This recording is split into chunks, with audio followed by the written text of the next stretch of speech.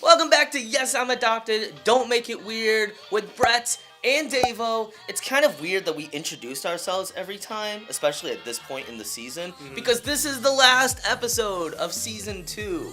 So maybe Season 3 we'll stop saying who we are. Or maybe we'll just come up with different names. Should we just use our adopted, or our Korean names? Maybe. Kim Haeon Seok. So Mom, if you're out there, Kim Haeon Seok. Find me. Megalodor, destroyer of worlds. That was not your birth name. You don't know. So thank you guys for joining us for the last episode of the season. We are so excited just to give you a preview of what's going to be coming up here. We are going to be taking a small 2-week break, so not that long at all, but it's just going to help us get ready for Season 3. Season 3, I'm going to announce this. Season 3, the very first episode, we are going to be doing a live event. What? I know!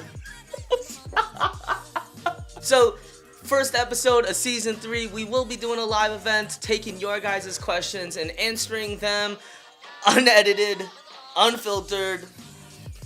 It's gonna be Why weird. would we do that? It's gonna be weird, guys. The amount of footage that gets cut out. Oh my gosh. Yeah, so we're gonna do that. We're calling it the 5A Summit.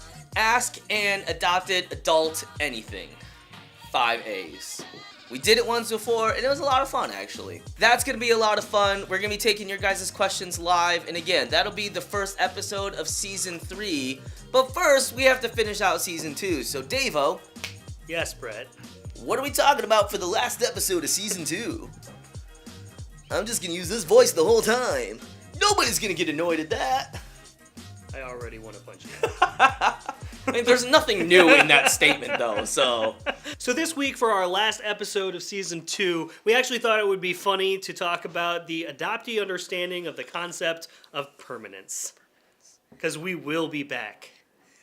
You don't have to worry. We're not abandoning you.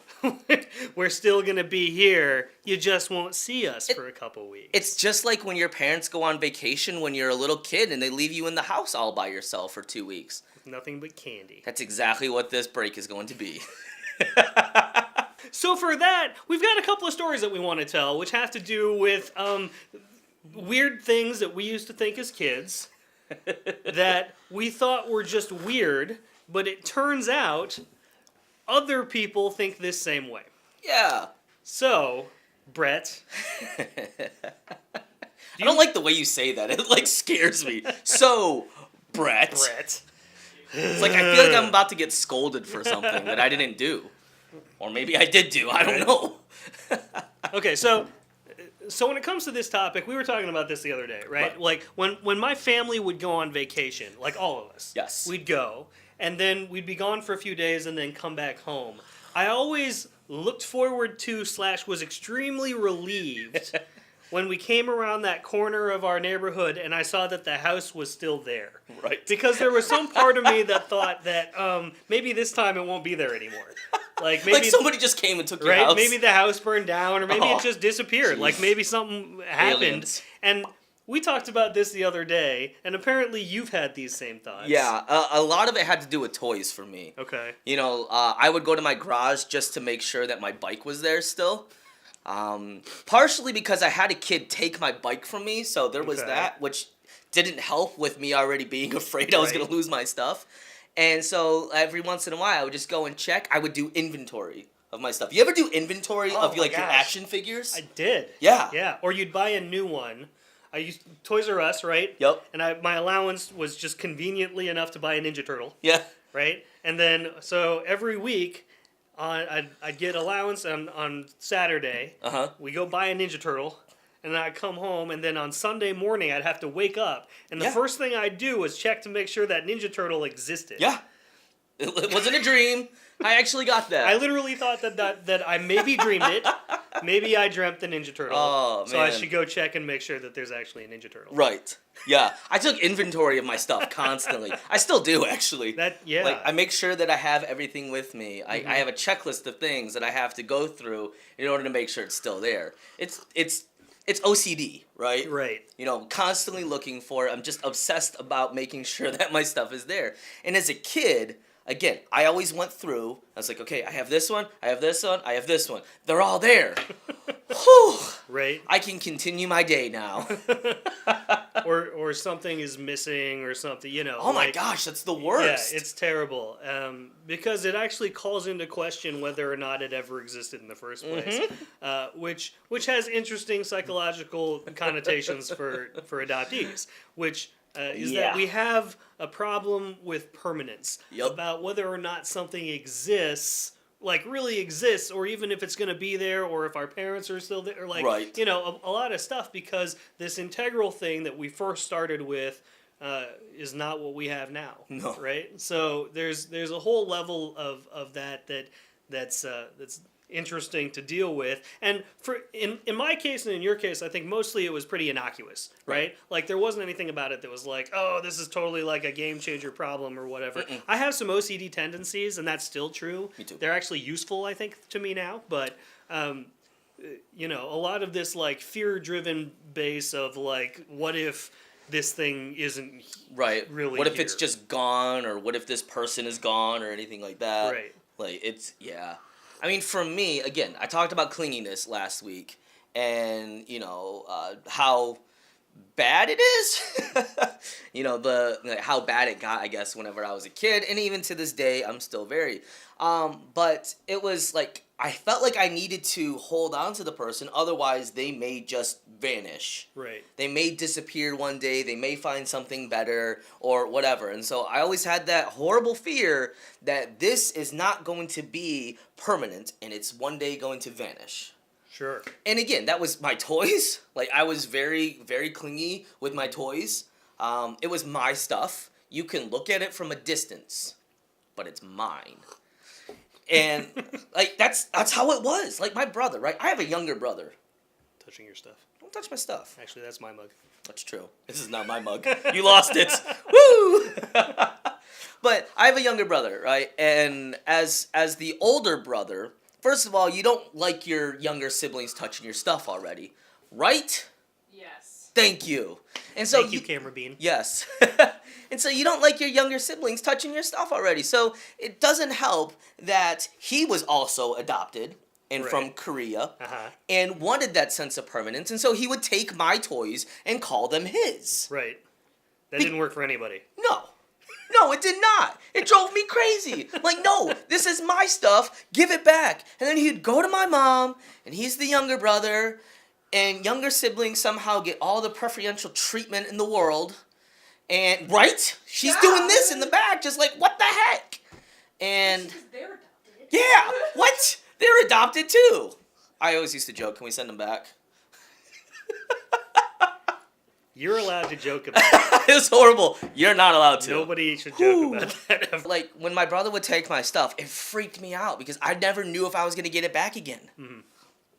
Never. Never. Half the time I didn't. Right. I was an only child, Yep. but I also lose stuff.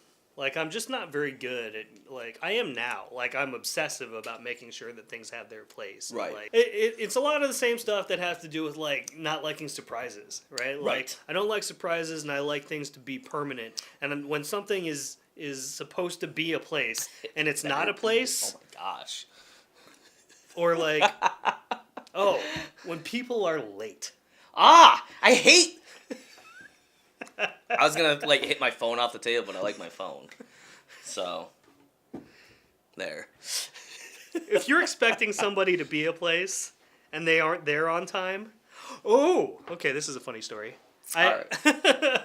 Go. Okay, so when I was a kid, I remember this one very specifically. When I was a kid in elementary school, I did one day in the latchkey program, right? Like the after school program, just to see if it would work. My parents never needed to put me in there, but they wanted to see if Was it so that way you would build social circles? maybe and social something, cues? I don't know. Okay. It's like 4th or 5th grade maybe. Okay. 3rd grade, I don't know. I was young, it was elementary school. And I was in that program for one day because we were in the cafeteria and we were hanging out, and I must have just learned how to read clocks. Okay. And the clock in the cafeteria had broken.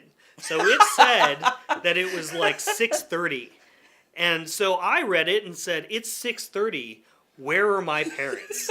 And apparently I flipped my junk Like, I was like freaking the crap out. How come they're not They here? left me. Why haven't they come back yet? And it was also only like 3:20. I'd only really been in there for like 12 minutes. But I saw the thing and I'm like, it's 6. Where the? What the? They're never coming back. I love that so much. I love that so much. And that was rough. And I remember feeling that very specific. And I look at it now and I'm like, okay, well that kid was ridiculous. But like, but that's a thing that happened. Right. I don't think it had any like it didn't do any permanent damage to me or Right. anything like that. But like, I don't know. I think if my kid did it now, I'd probably like laugh at them a little bit. Yep. But you know, I don't know that would have been the appropriate response if anybody had laughed at me. Look at little Dave, Oh. Davey over there. Did they They're- call you Davey? No, nobody calls me. Look at little Dave over there. he's freaking out because his parents left him forever. Ooh. Again. Again, yes. Hashtag triggered. Hashtag. Anyway. So it's funny because when I was in first grade, I remember walking with my mom to the bus stop, getting on the bus, going to school. And I did that for I don't know how long. I just remember doing it. Mm-hmm. And then one day, I remember getting ready to go to the bus stop, and my mom said, "Oh, we're not going anymore." And I was like, "Why?" And then I would then I started homeschooling afterwards. And I actually brought this up to my parents last week. This is last week. That's funny. And I was like, "So, why did I stop going to school in first grade?" And they they were I told them the story about the bus. I was like, I remember specifically going to the bus, and you would drop me off at the bus stop all the time, and then you'd wave goodbye and say have a good day, and then I'd get on the bus and go. Yeah. They never answered the question. I still don't know why I stopped going to school. They danced around. They laughed at the story. They're like, that's really funny. What did you block out of your memory? I don't know, but they changed the subject. They so changed the subject, and then never talked about it afterwards. And I asked them, I was like, That's so funny. so why did I stop going to school? And they're like, oh, you were just so special, we wanted to keep you. And I'm like, they're not telling me the answer. It was, My mom says I'm cool. yeah, right? And so as a kid, I was so used to my routine. And adopted kids, we like to have routines. Right. We need routines. It's something that is, we so crave. And so if you're an adopted parent out there and your kid's freaking out, check and see the routine first of all and see what's going on. But I remember that routine, and because that's what I did, like on these days. And then it stopped. And I had no idea why. Right. And again, to this day, I still have no idea why. So Dave and Valerie, if you're watching, sometime later, I want to know why you took him out of school. Like, was I just bad to the other kids? Because I can see myself being mean and biting the other I kids. bet you cried a lot. Oh. I bet you got on that bus and just cried and cried. Like a little whiny crybaby. Yeah, because that goes along with my personality and who I You am. probably did all of your crying on the In bus first grade, and and have that's never why. cried again. That's why I don't cry anymore. That's what happened. Oh. And those are our funny things about permanence. I mean, again, like, we are kind of OCD in making sure that we still have our stuff. We still have those people around us. And I'll say this, for the adoptees that are watching out there, like, first of all, don't let it control your lives. Because if something is out of place or your schedule gets changed, we kind of tend to have the first reaction of, what the heck? I don't know what to do now. Or like you get frustrated and angry, or you get sad, or why even do anything? yeah, exactly.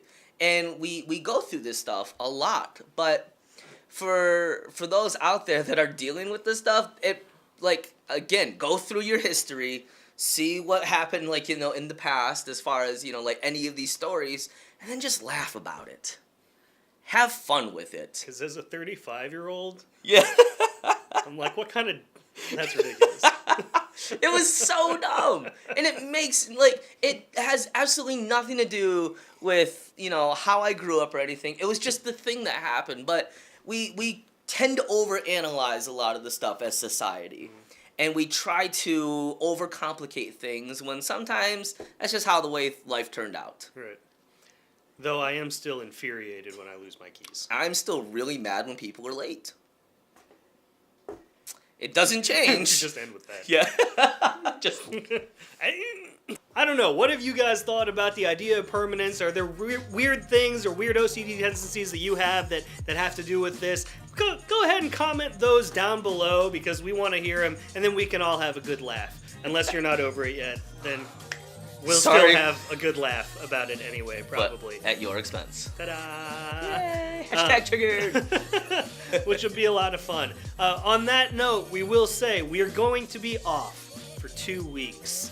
And then we're going to be back into our regular content. You probably are still going to see us. We're going to put out some other random posts and some other stuff that we've got going on during that 2 weeks. But we are going to take some time and really think about what we want Season 3 to look like. And honestly, how we're going to make this thing function with the rest of our lives. So this has been a lot of fun, and we're very thankful to all of you for watching. So thank you. It has been a pleasure and a tremendous blessing to be able to interact with all of you and to hear your stories.